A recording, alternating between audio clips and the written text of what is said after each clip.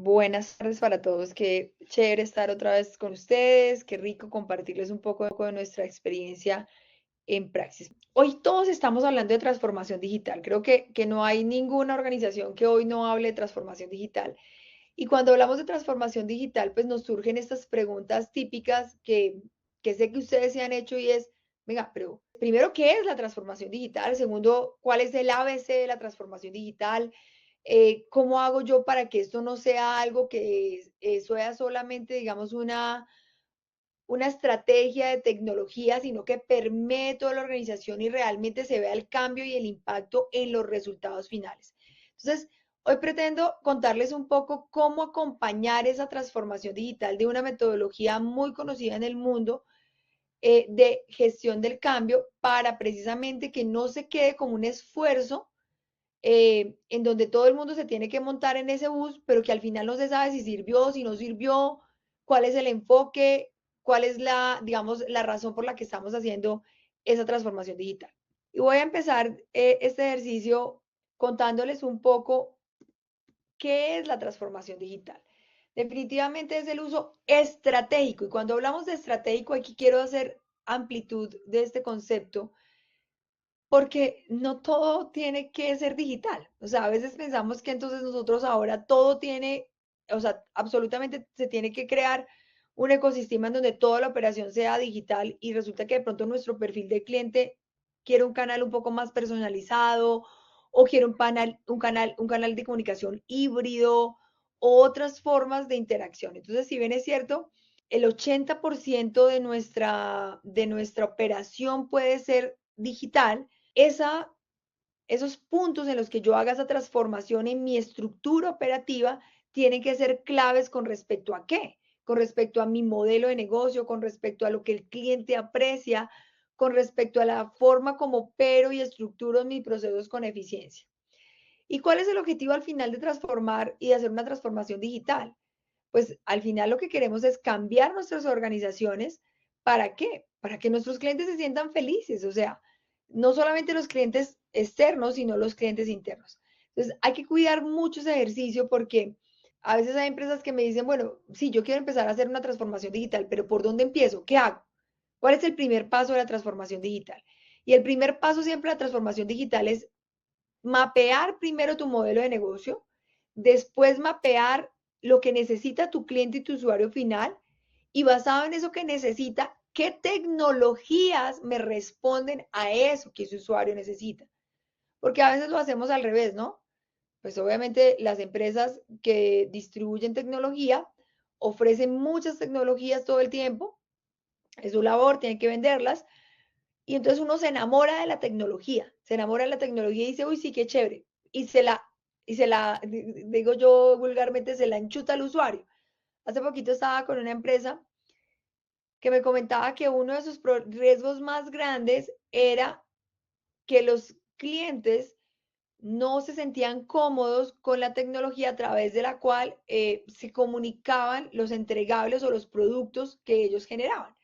Y yo le pregunté, le hice esta pregunta y le dije, venga, cuando usted eligió esa tecnología, primero se preguntó qué era lo más fácil para el cliente, involucró al cliente en el análisis de esa tecnología, hizo un workshop o algo que le permitiera validar eso que él necesitaba y esas, digamos, em, tecnologías o estrategias que usted piensa que le va a dar respuesta.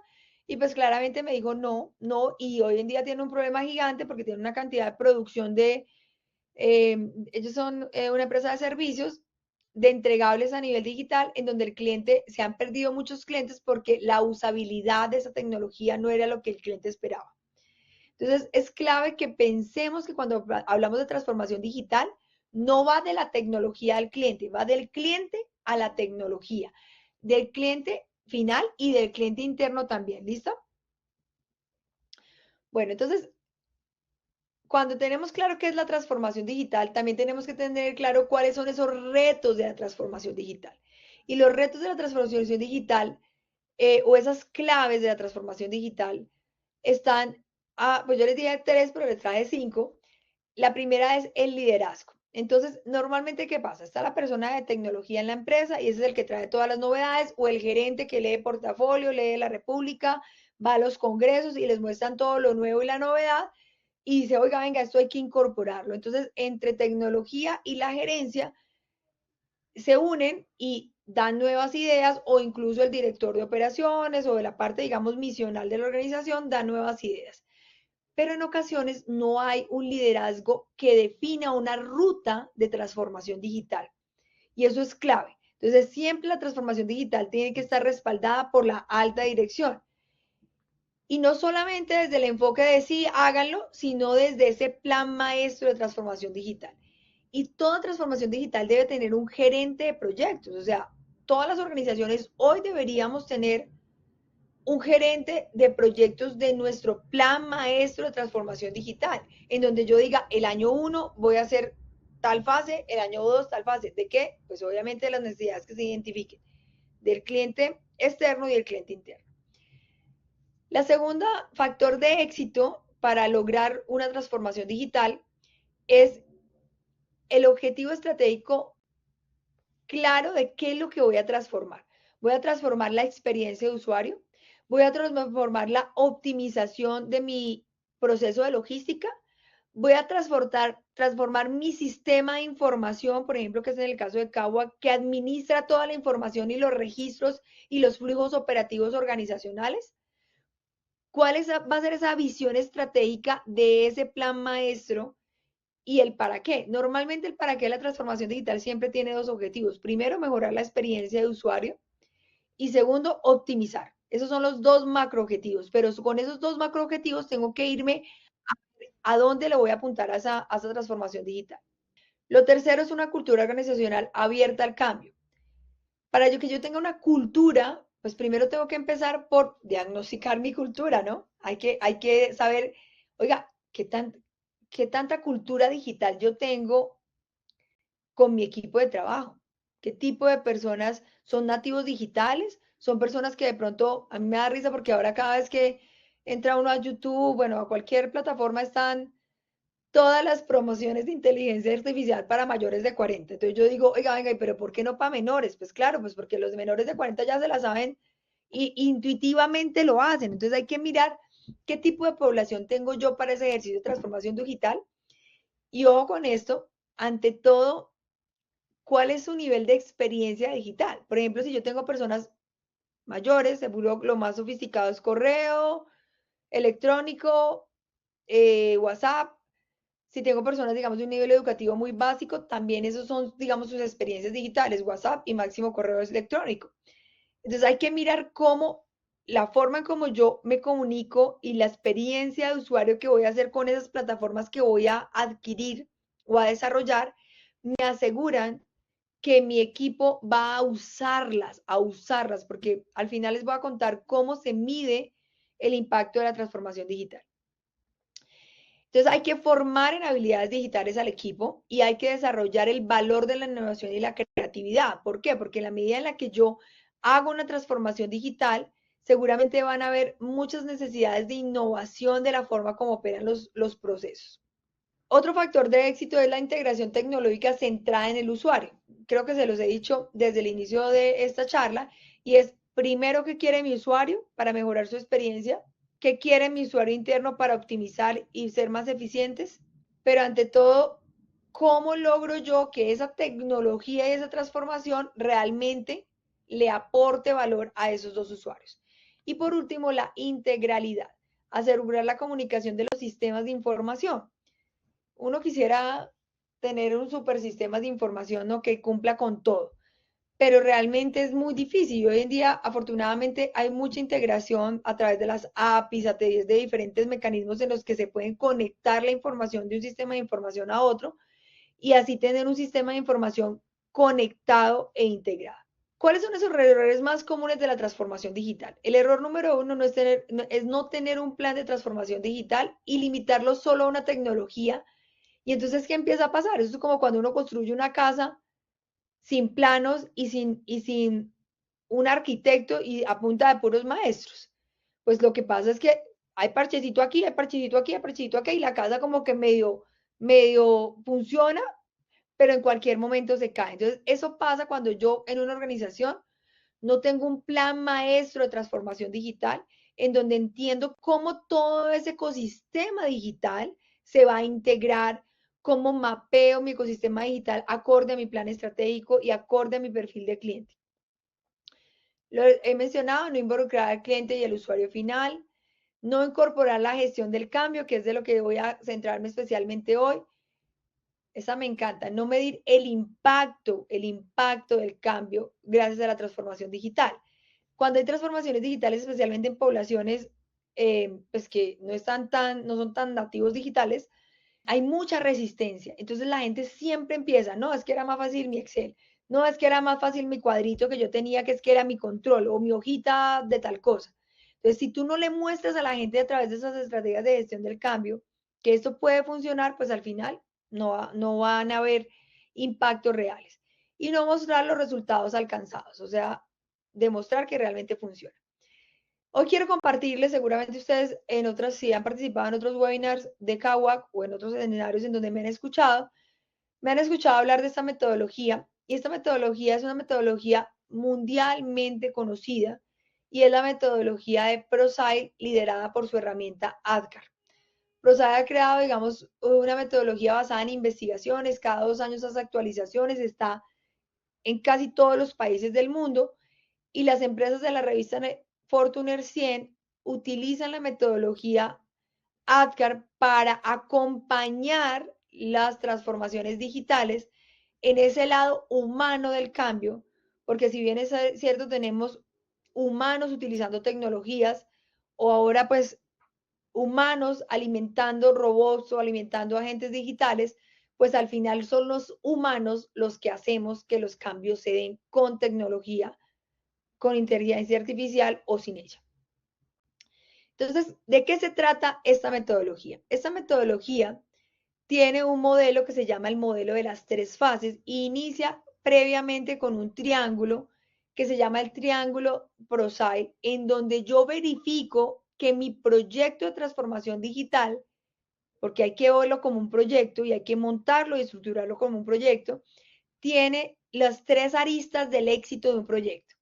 Ahorita las vamos a ver. Un sponsor que lo patrocine, una estructura de gestión de proyectos y una estructura de gestión del cambio.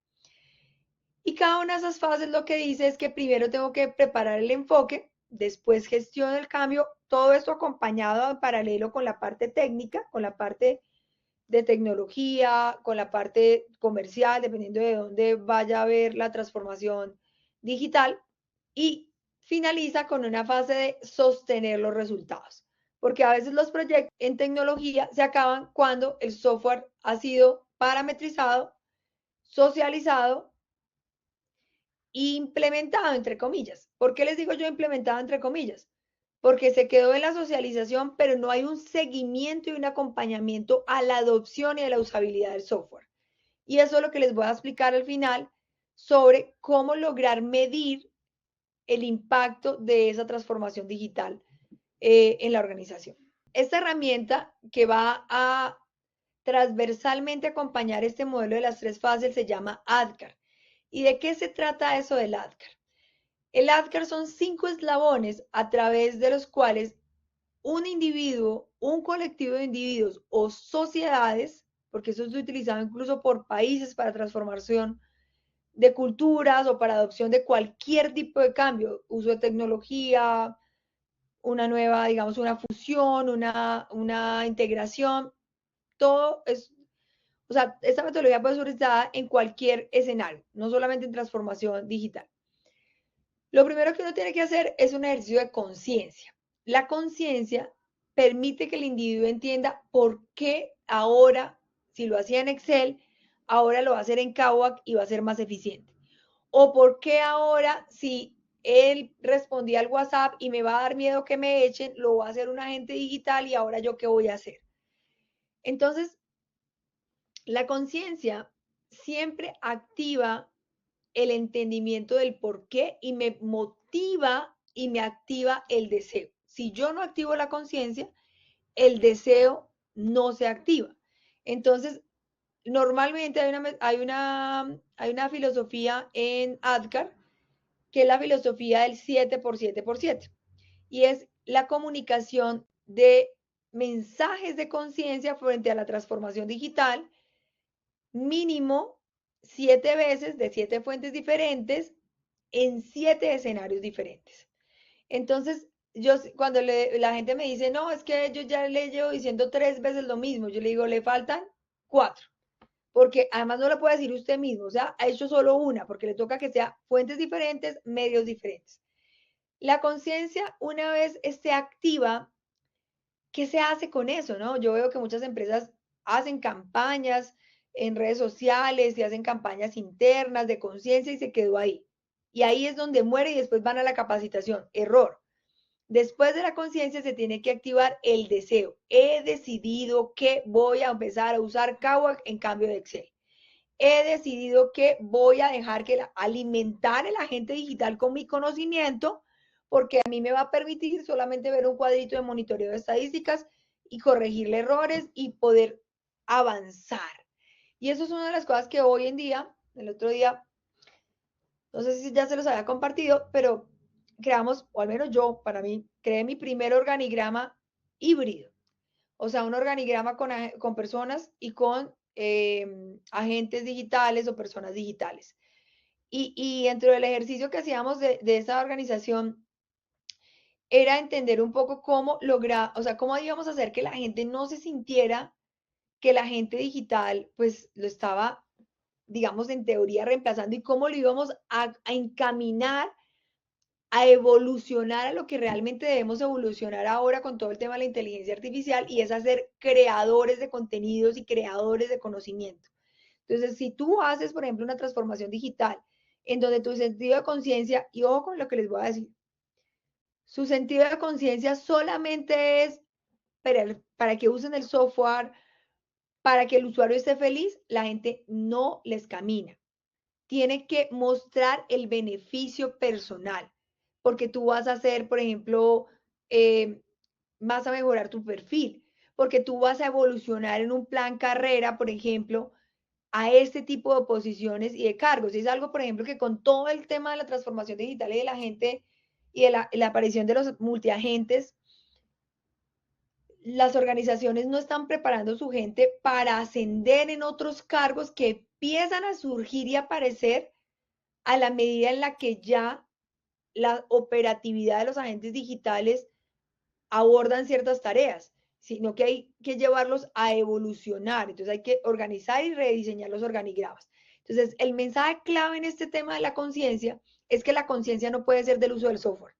La conciencia tiene que ser de lo que motiva a la persona a usar el software. La eficiencia, la mayor rapidez, la simplicidad, tener controles que nunca había tenido. ¿Listo? Entonces, no se vale una pieza de, acabamos de adquirir Oracle, acabamos de adquirir SAP, se integra con Kahoot, es lo mejor del mundo, es la más conocida en el mercado, te invito a usarla. La gente va a decir qué pereza, no, tiene que ser, gracias a SAP vas a ahorrar el 25% del tiempo en tu comité que antes duraba 2 horas y vas a ser más eficiente. Por fin vas a salir de la oficina a las 5 de la tarde, que es tu horario de trabajo. Eso genera conciencia, ese tipo de comunicaciones. Eso tiene toda una cantidad de metodologías de profundidad a través de, digamos, de unos ejercicios de mapeo del tipo de la población, pero pues no le puedo, digamos, como compartir todo el detalle de la implementación, porque pues es muy extenso. ¿El deseo qué es? Oiga, sí, yo sé que utilizar Kahoot es clave para que yo a través del Key Flow pueda medir la productividad de mi equipo de trabajo. Yo quiero saber cómo usarlo, yo quiero saber cómo usarlo. O sea que primero cuando yo tengo la conciencia, me nace el deseo de hacer algo. Antes no, antes es impuesto, antes es porque el jefe me dice, porque toca. Entonces, en el deseo viene la decisión o la no decisión de hacerlo. ¿Y por qué decido no hacerlo? Porque hay resistencias. ¿Y por qué hay resistencias? Porque en mi comunicación, en mi plan de comunicación sobre el cambio, no he contado los beneficios, no me he sentado, la metodología tiene una cosa que se llama un plan de gestión de resistencias, en donde uno hace una encuesta con la gente, pregunta qué cree que él puede temer, por qué le da miedo soltar el Excelito y montarse en un Keyflow. Y en ese ejercicio, digamos, de resistencias, empiezas a desvirtuar las resistencias con comunicación, pero ante todo con acompañamiento y demostración de que realmente es más eficiente el Keyflow que el Excel. Ya cuando tengo la conciencia y el deseo, ahí sí viene el conocimiento. Ahí sí viene cómo hago yo para utilizar tal tecnología, tal otra tecnología.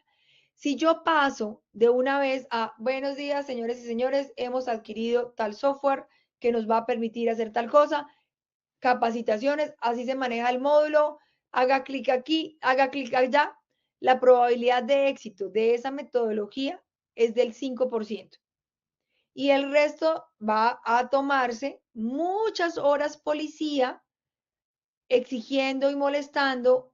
Incluso he conocido muchos casos en los que la usabilidad del software es mínima porque solamente utilizan lo básico y botan una cantidad de plata como organización en softwares que tienen toda una capacidad y realmente no se usa. O lo peor es que de verdad hemos visto de todo. Compran otro software para hacer lo que el software que ya compraron hace, pero que nadie sabía que hacía.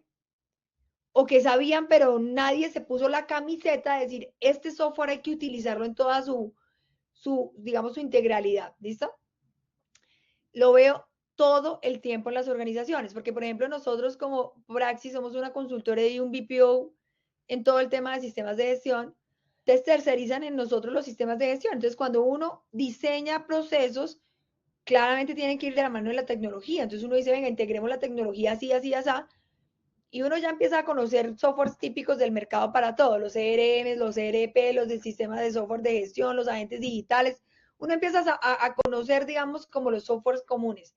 Y uno ya empieza a saber qué hace cada software. Y entonces uno se pregunta, pero venga, ¿cómo así que ustedes están utilizando, por ejemplo, no sé, Microsoft cuando tienen Kawak? O sea, no, pues tienen que utilicen Kawak en cambio de utilizar Microsoft o ese tipo de cosas. Entonces, el conocimiento solamente les va a entrar como mantequilla cuando hay conciencia y cuando es deseo. Antes, la gente lo va a tener impuesto y necesita las horas policías. Y después viene la habilidad. Yo de, entiendo por qué debo utilizar esta tecnología, me babeo por saber cómo hacerlo, quiero saberlo, soy un gomoso y le hago clic a todo y miro dónde está.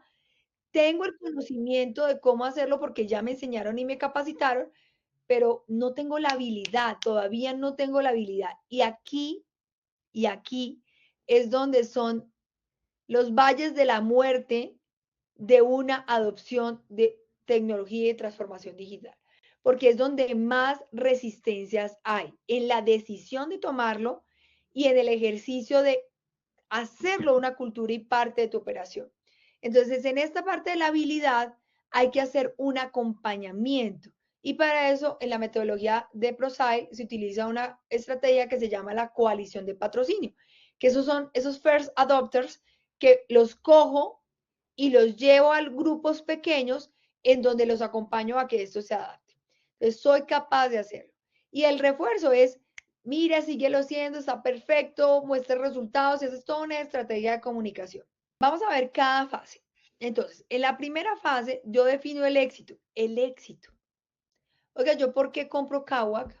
Porque quiero centralizar mi sistema de información.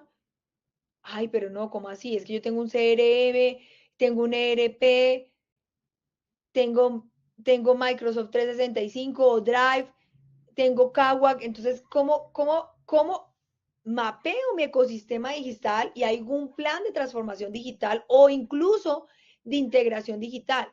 Ah, no, es que yo adquiero Kawak porque Kawak no me saca, perdón, porque Microsoft en los Exceles, que aunque estén en línea, no me sacan indicadores de productividad de mi equipo que sí lo hace Keyflow.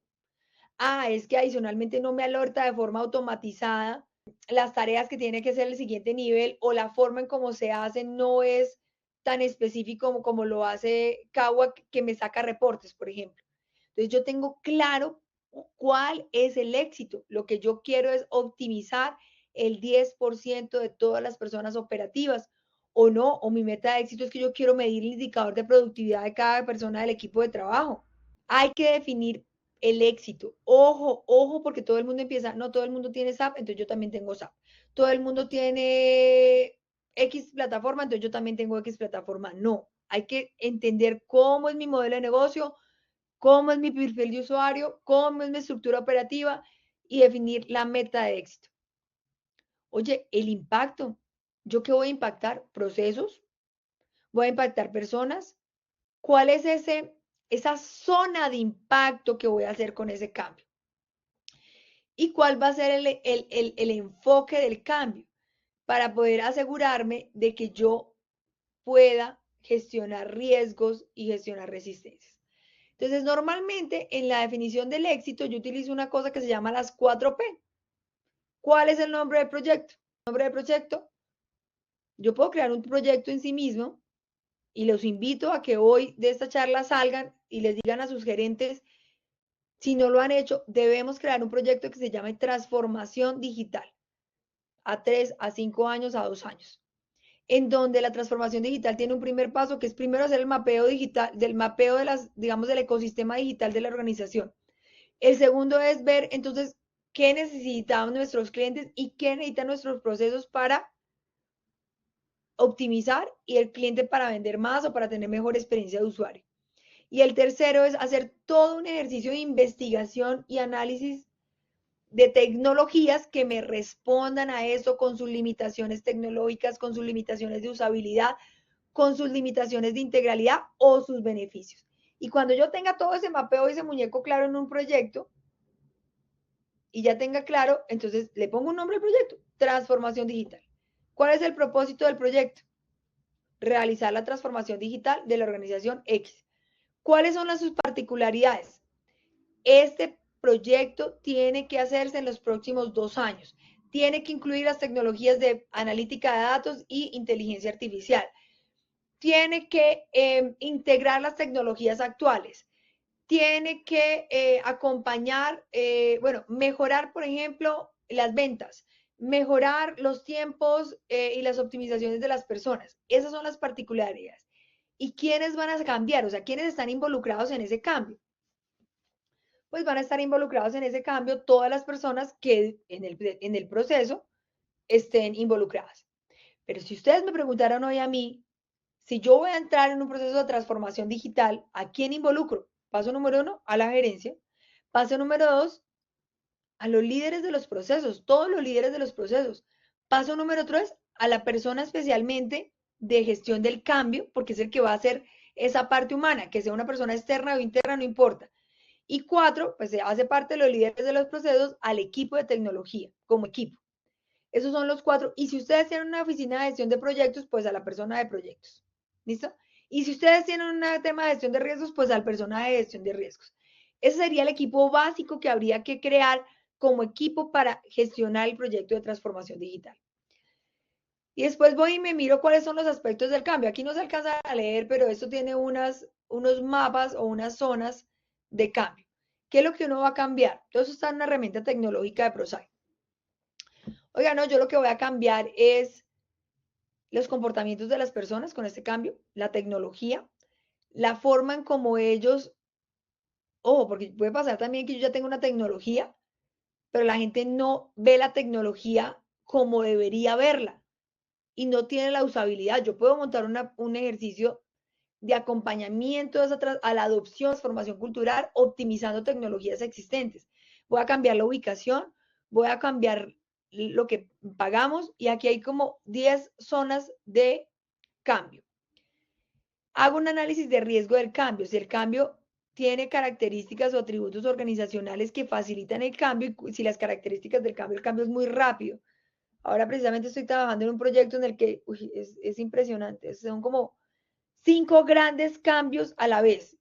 Yo el otro día hablé con una de las personas del equipo directivo y les dije, hay un riesgo cuando uno hace cambios tan rápidos y es que pierde personas de valor porque la gente se abruma, se choca.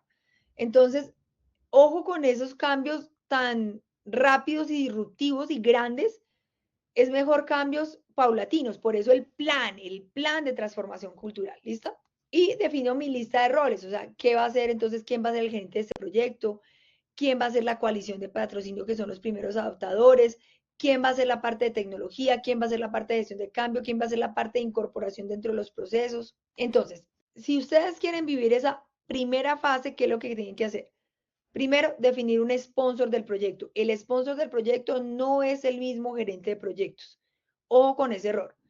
El sponsor es el demostrar, es digamos, el influencer. Es así como, bueno, no sé quién está ahorita patrocinando de persona famosa en el mundo de UNICEF. No sé, voy a decir Shakira, no tengo ni idea. Shakira ahorita está patrocinando UNICEF. Eso es un sponsor, es la persona que es la cara visible, famosa, que va a decir apoyo este proyecto. Si es una empresa muy grande, pues el presidente de la organización.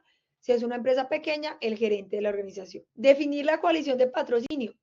Ojo con la elección. Esto tiene toda una metodología para definir el sponsor, si cumple con unos atributos, no los cumple. Definir la coalición de patrocinio, si cumple con esos atributos o no los cumple. Porque yo no me voy a meter de sponsor a alguien que primero, por ejemplo, no sea una persona que sea amante de la tecnología y amante al ejercicio digital. Si es el primero el que pasa miles de veces en las organizaciones, si el sponsor es, no tengo ni idea, no conozco ninguno de ustedes, pero simplemente voy a dar un ejemplo, de pronto se sienten identificados con lo que yo les voy a decir. Si ustedes de los que les pasa que usted tiene cabo, pero le toca acompañar a su gerente, revisión por la dirección, porque no sabe entrar a cabo, ese no es el sponsor, porque él tiene que dar ejemplo, tiene que ser un nativo digital. Le estoy dando el ejemplo en un caso puntual de si su proyecto de cambio es la transformación digital. Después de definir la colección de patrocinios, esos tienen que ser los parches de los primeros adaptadores. Después de definir la estructura de reporte, cómo sus patrocinadores le van a contar a este sponsor y al gerente del proyecto cómo vamos.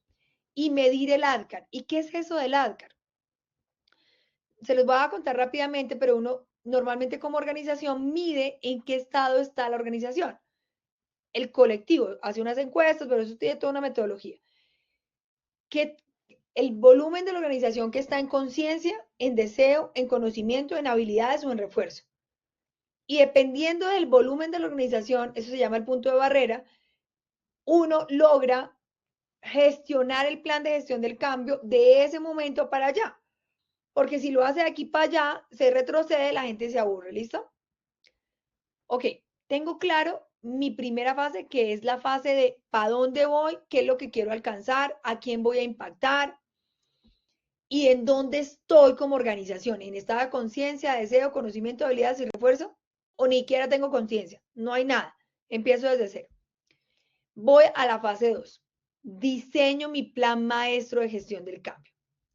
Ese plan maestro de gestión del cambio tiene que estar en el plan del proyecto técnico, o sea, hace parte de ese proyecto que ustedes manejan del proyecto. Y en ese plan como tal, ¿qué voy a incluir? Voy a incluir todas las acciones que van a la par irse ejecutando con las fases del proyecto técnico. Por ejemplo, antes de que ustedes incorporen una tecnología, hay que hacer una campaña de expectativa de la tecnología basado en los dolores que va a solucionar la tecnología. O sea que si yo voy a adquirir Kawa, por ejemplo, lo primero que tengo que hacer como empresa es lanzar una campaña de conciencia en donde dice, oye, ¿estás cansado de saber dónde está tu información? ¿Estás cansado de trabajar en línea y que te borren la información y tener que pedir backups? Tengo un sistema de información con unos niveles de seguridad extremos y existen ya en el mercado. Pronto estará con nosotros. Ese tipo de comunicación es lo que tú escribes en el plan maestro de gestión del cambio. Un plan de comunicación para generar conciencia, un plan de gestión de resistencias, un plan de capacitación, un plan de acompañamiento de adopción y un plan de motivación y refuerzo. Esos son los planes que uno normalmente ejecuta. Para poder hacer eso, esos planes que yo les cuento, hay que entrenar a la coalición de patrocinio para que sea mi parcero. A los primeros que hay que entrenar es a la coalición en utilizar el software. Bueno, y todo el ecosistema digital, ¿no? Diseñar el plan del sponsor. Oiga, venga, ¿qué es eso de diseñar el plan de ese sponsor? Claro, yo al sponsor, al patrocinador, Shakira no va allá en el video que uno ve de UNICEF diciendo, ay, yo apoyo UNICEF y ya, no, ella tiene toda una forma de decirlo, de vestirse, eso está planeado y estructurado para que le llegue allá desde la neurociencia a la gente y diga, uy, sí, esto es buenísimo, me encanta, lo voy a hacer. diseñar un plan de resistencias y un plan de comunicación, que era lo que les comentaba. El plan de resistencias, ¿qué es lo que uno como diseña ese plan? Pues tiene que ir a mirar, hablar con la gente. Venga, usted que utiliza no Excel y qué le gusta del Excel, tal, que no le gusta, tal cosa. Ah, ok. Eso que no le gusta es lo que tiene que ir en el plan de manejo de resistencias. Y aquí yo siempre les digo algo, mucho volumen al beneficio y bájale el ruido al sacrificio. ¿Por qué? Porque cuando todo cambio requiere un sacrificio y un cambio de piloto automático, y eso es lo más difícil. Pero si usted en el manejo de resistencias y en el manejo del plan de comunicación aplaude, mucha gente habla del beneficio y muestra el sacrificio como algo mínimo con respecto al beneficio, les juro que, mejor dicho, cualquier cosa se adopta, pero eso es toda una estrategia de comunicación desde la neurociencia, desde el análisis del perfil de las personas con las que ustedes trabajan. Y asimismo gestiono el plan de comunicaciones. El plan de resistencias, las resistencias no se eliminan, las resistencias siempre existen. Las resistencias se gestionan. ¿Y cómo se gestionan? Como les acabo de decir, mucho volumen al beneficio y bajo volumen al sacrificio. Y al final viene un plan de sostenibilidad y el plan de sostenibilidad, entonces, ¿qué es? O sea, yo ya monté un plan de comunicación en donde le conté a la gente cómo logro, bueno, cómo logro, no, cómo esto que voy a implementar es bueno. Acompañé el deseo con mi sponsor, usualmente son rondas de acompañamiento en donde uno se sienta con la gente, cómo vas, qué fallas tienes, aquí está la resistencia, venga, tomamos esto, cambiamos esto, yo te ayudo, no, mira, sutanito, lo hizo ya y se crean grupitos y uno puede incluso crear espacios yo le digo como oficinas de resolución de conflictos, como chistosamente, espaciecitos en donde esos primeros adoptadores viernes de 8 a 8 y media están disponibles para que vayan a sus puestos de trabajo y puedan resolver esas dudas y eliminar esa fase de las resistencias que es tan difícil. Viene, digamos, el tema de la medición del ADCAR nuevamente, porque cuando yo ya paso a la fase de sostenibilidad, tengo que tener mi ADCAR mínimo, mínimo, mínimo en habilidades. Yo no puedo pasar, y ahí hay un error muy común en la transformación digital. No, ya, la tecnología está parametrizada, la gente está capacitada, ya, hicimos transformación digital. No, eso no es transformación digital. Está en el paso uno de la transformación digital. La transformación digital se da cuando las personas adoptan la tecnología, la utilizan. Entonces, hasta que usted no mide el ADCAR y el marca está en nivel de habilidades, no debería pasar la fase 3 de sostenibilidad.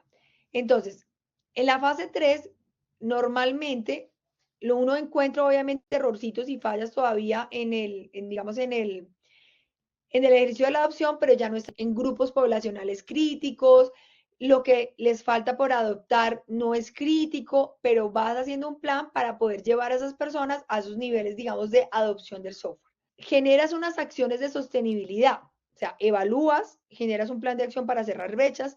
¿Y cuáles son las acciones de sostenibilidad? ¿Qué voy a hacer para que el software siempre se implemente, para que toda la transformación digital, pues aquí hay un componente que no les he comentado, pero la transformación digital no es estática, es dinámica.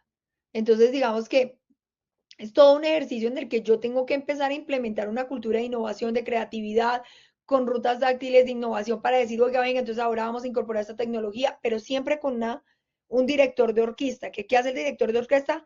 Hacer que no se vaya a desafinar ninguno de los instrumentos. Y por eso es tan importante que ese director de orquesta sea una persona que sepa de tecnología, que sepa de la estructura de la empresa, de la organización, y que sepa de temas estratégicos. Porque me ha pasado mucho que el director de orquesta es el personaje de tecnología. Error. Error en un ejercicio de transformación digital. Si ese personaje de tecnología no conoce el negocio y no conoce la estrategia, pues no debería ser el gerente del proyecto de la transformación digital.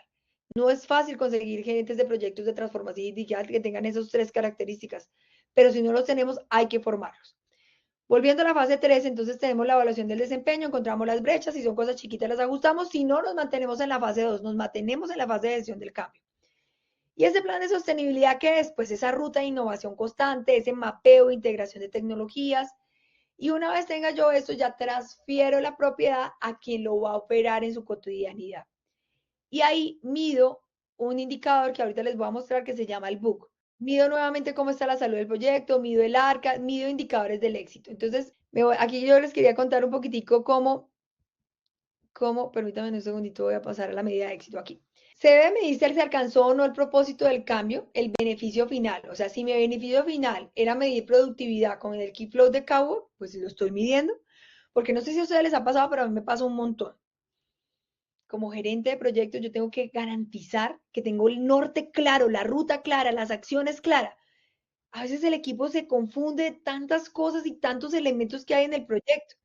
Entonces, a veces se terminan proyectos de transformación digital, que es constante, o al menos de incorporación a la transformación digital de una herramienta, y nadie dice, oiga, venga, esto lo incorporamos para medir, el objetivo era tal cosa, oiga, ¿dónde está la medición de ese indicador? Debe definirse etapas, digamos, del indicador. Por ejemplo, si el proyecto es muy grande, yo no puedo medir, digamos, la productividad los 2, 3 primeros meses, porque todavía no hay un tiempo de adopción de la herramienta. Y si son diferentes a los indicadores de gestión del proyecto, los de cambio, debe entonces asegurarse de que estén incorporados dentro del plan de trabajo. Y aquí quiero terminar esta charla con un indicador que yo amo, adoro y es mi indicador preferido que se llama el BOOK, para medir niveles de transformación digital y niveles de incorporación de tecnología o cualquier proyecto de cambio. Velocidad de adopción, utilización final y calidad de la adopción.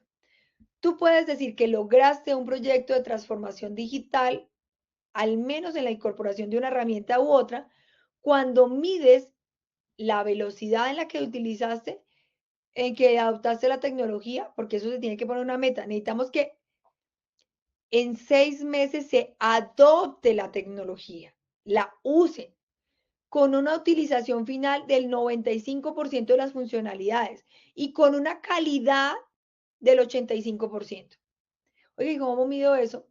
Pues por tiempos y por auditorías de la usabilidad del software, por rondas de adopción y de seguimiento donde yo veo y defino unos criterios. Oiga, no es que Keyflow yo lo voy a considerar que lo utilizan bien si no vuelven a utilizarse Exceles y si todos los Exceles están transformados en Keyflows. Esa es mi calidad de la adopción. Y ahí mido y hago una ronda, venga, ¿qué Excel usted utiliza? Aquí, entonces le baja puntos y comparo la cantidad de registros que utilizo en Excel versus los que están en Keyflow, por ejemplo. Y claramente los indicadores que ustedes ya tienen definidos para cada proyecto en particular. Esto es, digamos, un poco como lo que les quería comentar. Aquí les comparto algunas fórmulas en las que ustedes pueden implementar en sus organizaciones para cada uno de esos. Por ejemplo, el número de grupos impactados que adoptan el cambio en el tiempo esperado sobre el número de grupos impactados, el porcentaje de uso de la herramienta de cambio, el nivel de cumplimiento de los atributos de calidad esperados y los indicadores, como les cuento, de gestión del proyecto. Quisiera compartirles más cosas, pero pues creo que ya se nos acabó el tiempo. Entonces, Sonis, cuéntame si hay preguntitas y si les puedo apoyar en resolverlas. Jorge Luis Martelo nos pregunta, buenas tardes Diana, ¿qué modelos de transformación digital conoce o recomienda para las universidades? Y antes de que tú pues des la respuesta, Diana, Ok, bueno, la herramienta que yo les compartí hoy, Jorge, es una herramienta más de acompañar la transformación digital a través de metodologías de gestión del cambio. Si tú me hablas de modelos de transformación digital, pues ese es un mundo inmenso en el que yo no soy experta. De hecho, vamos a dictar una charla, pues que posiblemente pueda, pues compartírsela a Cagua, ya con un experto en transformación digital desde Praxis, sobre cuál es el ABC para acompañar la transformación digital ya desde el punto de vista tecnológico como tal. Entonces, yo te puedo, digamos, hoy dar mi conocimiento desde la parte de gestión del cambio, que es Prosile. Prosile es una metodología gigante, hermosa y aplicable a todo cambio. Oh, qué linda se pregunta. Kevin Eduardo, ¿puedes aconsejarme cómo puedo concientizar a la gerencia de la empresa que los cambios no deben de hacerse impositivos y unilateralmente con los líderes? Bueno, Kevin, me gustaría tener una conversación contigo porque no sé qué tan, no conozco tu organización, pero eso depende mucho de la cultura del gerente, de la edad, bueno, de muchas cosas, ¿cierto? Entonces, mi invitación, Kevin, es que los gerentes se mueven por plata y resultados. Entonces, pídele permiso para que tú utilices una metodología de gestión del cambio y dile, venga, crea en mí. Y yo la hago y si le da mejores resultados y la gente empieza a decirle, oye, qué chévere esta nueva forma de hacer las cosas, el gerente te va a escuchar, pero tienes que darte la oportunidad de que te dé como un chance de tener al menos un éxito temprano. De otra forma no te va a copiar. Bueno, fantástico, no, me encantó compartir con ustedes esta tarde, espero que les haya podido aportar en algo a sus organizaciones y un abrazo gigante para todos. Un besito, bye bye.